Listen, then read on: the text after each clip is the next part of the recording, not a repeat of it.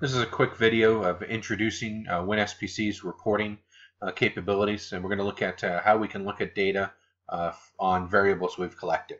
So at the part level, we simply select our part. We look for a variable that we're interested in running some data on. We select it, we right-click, and then we go down to one of these three options. Query, which brings up an online viewer of the existing data. As you can see, we have some different sort of setup parameters here. We have some basic information regarding our part. If we wanted to click on and have our control limits on our histogram, we can see that as well, along with the spec limits.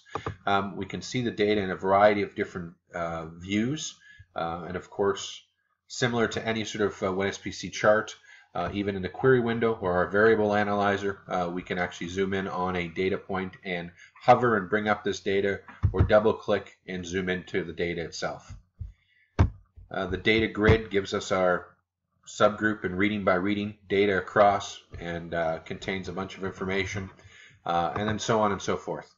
This is a good online non-printed view of looking at your data. The second option, again, right-clicking down to preview or print. The options are the same in both of these as far as report formats. One's just going to preview to the screen first, and you can print afterwards, so we'll do that for our demo today.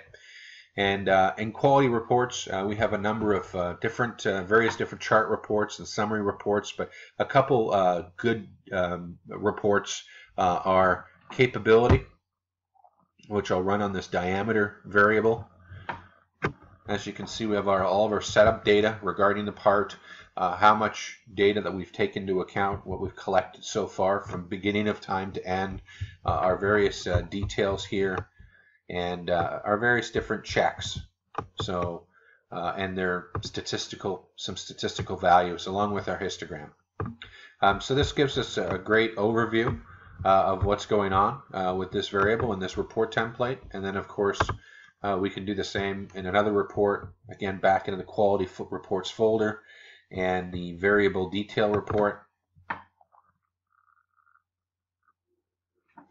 Good number of different pieces of information, a great summary view, and we have a lot of customers that will use it to include in their printed reports and their batch reports.